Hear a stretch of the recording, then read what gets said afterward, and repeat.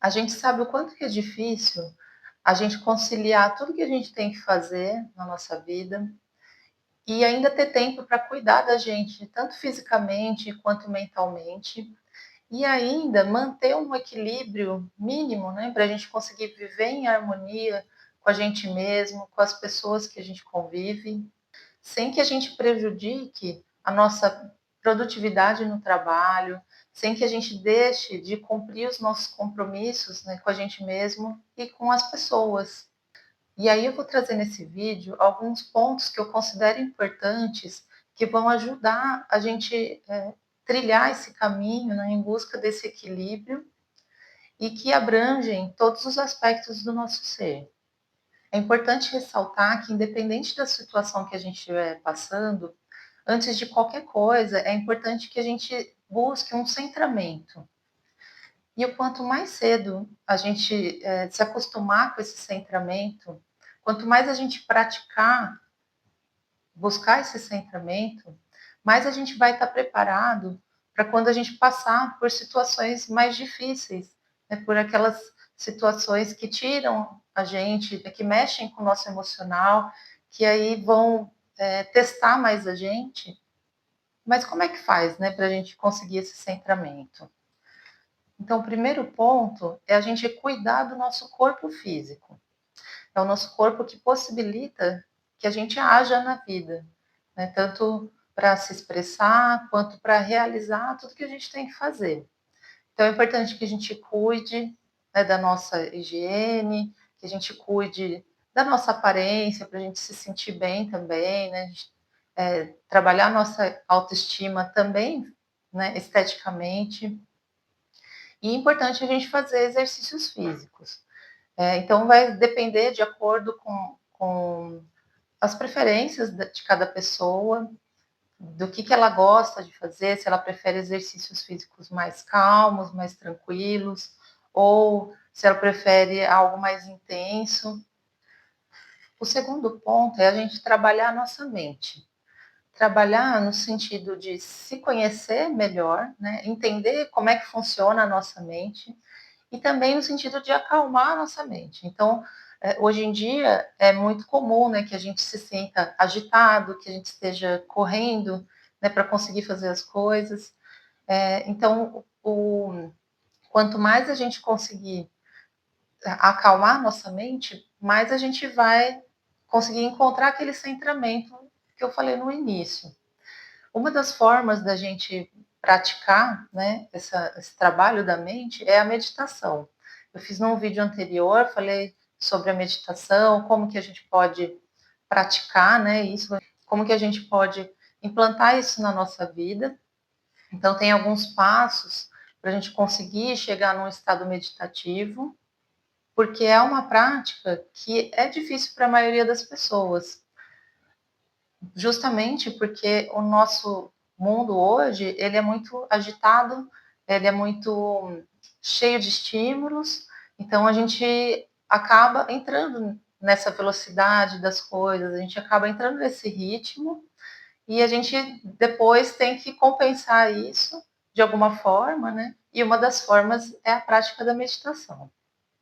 Nesse terceiro ponto, eu falo da gente ter hobbies e praticar esses hobbies, né? Porque às vezes a gente tem coisas que a gente gosta de fazer, mas a gente acaba não dando prioridade para isso. E é importante que a gente dê. É importante a gente se agradar, né? É lógico que a gente não vai só fazer o que a gente gosta o tempo todo, né? Isso é difícil e isso também acaba não sendo evolutivo para a nossa alma, né? Mas a gente precisa ter momentos em que a gente faça coisas que a gente goste. Então, por exemplo, eu gosto muito de brincar com meus cachorros, de cuidar deles, passar um tempo mesmo de qualidade com eles. Eu sei que é bom para mim e é bom para eles também. É importante que eles tenham essa atenção, né, minha. Então, isso é uma das coisas que eu priorizo. Tem gente que gosta de fazer artes manuais, pintura, artesanato. Tem gente que gosta de música, não só de ouvir, mas às vezes de cantar, de tocar algum instrumento. Então é importante a gente reservar um tempo para a gente fazer o que essas coisas que dão prazer para gente. Outra coisa que eu incluí dentro desse item de hobbies, mas que poderia até ser um item à parte, que é a gente entrar em contato com a natureza. Isso é uma das coisas que eu gosto bastante, eu sei que muita gente gosta também, se identifica, de entrar em contato, né? Seja fazendo um passeio mesmo, fazer uma trilha. Eu sei que estar perto da natureza de alguma forma, né? Ir para a praia, ir para o campo. Às vezes não é possível a gente viajar, mas a gente pode fazer um passeio perto da nossa casa, pegar um final de semana, fazer uma caminhada num lugar que tenha mais vegetação e ficar ali, entrar em contato. Às vezes nem sempre fazendo uma atividade física na natureza, né? Mas às vezes ficar ali, passar um tempo, sentar na grama, levar também os bichinhos, né? E esse contato da natureza, ele é bastante importante, porque ele ajuda a gente a se conectar com a própria natureza e com isso a gente tem aquele sentimento de fazer parte do todo. Além da gente entender que a gente também faz parte da natureza, né? Quando a gente está em contato com a natureza, a gente também recarrega todas as energias. Então, às vezes, se você não consegue ir para algum lugar, às vezes chegar em casa depois do trabalho, andar descalço, se tiver algum lugar de terra, de grama perto da sua casa, ou mesmo dentro da sua casa, se você conseguir andar descalço, isso é muito bom para a gente aterrar, que seria sair da mente, né? Então a gente está sempre pensando muito, usando muito o nosso lado racional, então é importante que a gente saia um pouquinho e volte para o corpo, volte para a terra. Então, nesse próximo ponto, vou falar sobre a nossa conexão com a espiritualidade.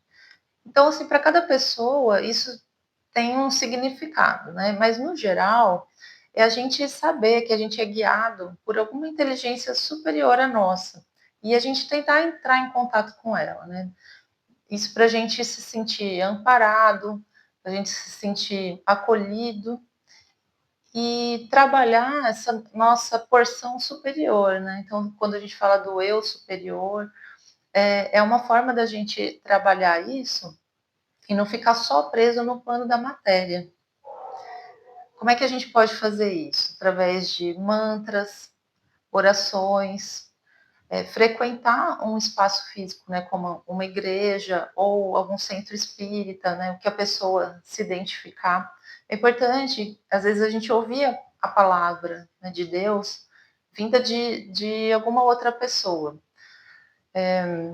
Tem muita gente que fala que não é na igreja, né, não é num lugar que a gente vai se conectar com Deus. E realmente é importante que a gente faça isso, tente fazer isso constantemente na nossa casa ou qualquer lugar que a gente estiver, a gente trabalhar essa proximidade, essa intimidade com Deus.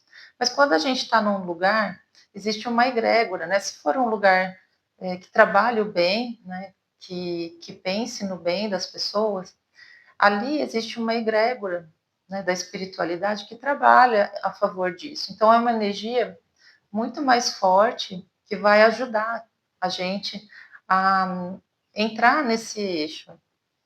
E às vezes, dependendo como é que está nosso estado, é difícil que a gente consiga voltar para esse eixo, né, de trabalhar essa espiritualidade sozinhos.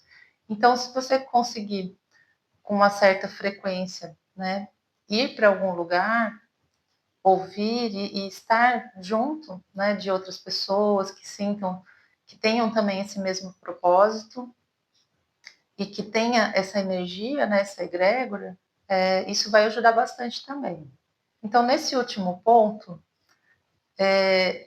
parece que eu estou contradizendo tudo que eu falei antes, mas todos os pontos são muito importantes que a gente consiga implantar na nossa vida, mas a gente tentar não fazer isso como uma obrigação, como uma forma pesada, né? Então, por quê? Isso pode estressar mais a gente do que acalmar e pode causar um efeito contrário ao pretendido inicialmente, né? Que é alcançar paz e equilíbrio interno.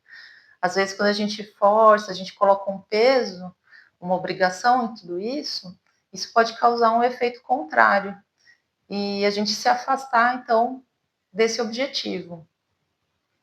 Outra coisa é que às vezes a gente não tem tempo para tudo isso, para fazer tudo isso ao mesmo tempo, né? Ou a gente está muito cansado para praticar um exercício físico, para meditar.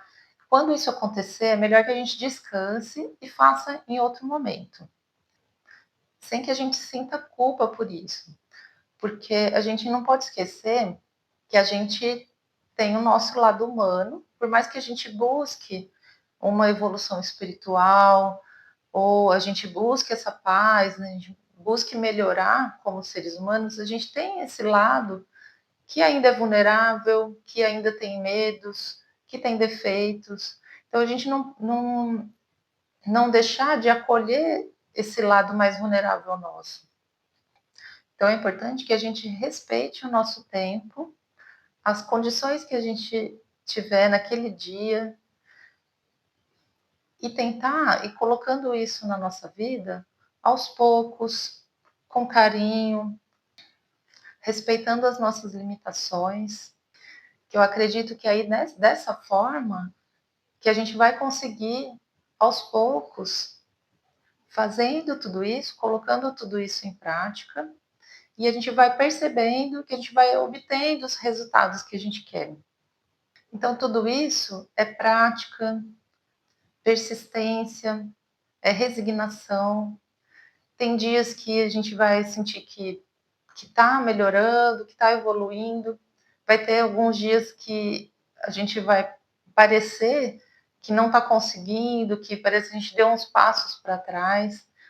Mas é importante a gente lembrar que nesses momentos mais difíceis, a gente não desanimar, não desistir, respeitar esse momento, esperar o próximo dia e continuar e persistir, que eu tenho certeza que vocês vão sentir a diferença. Mesmo que aos poucos, vocês vão sentindo e vocês vão se sentir melhor cada vez mais.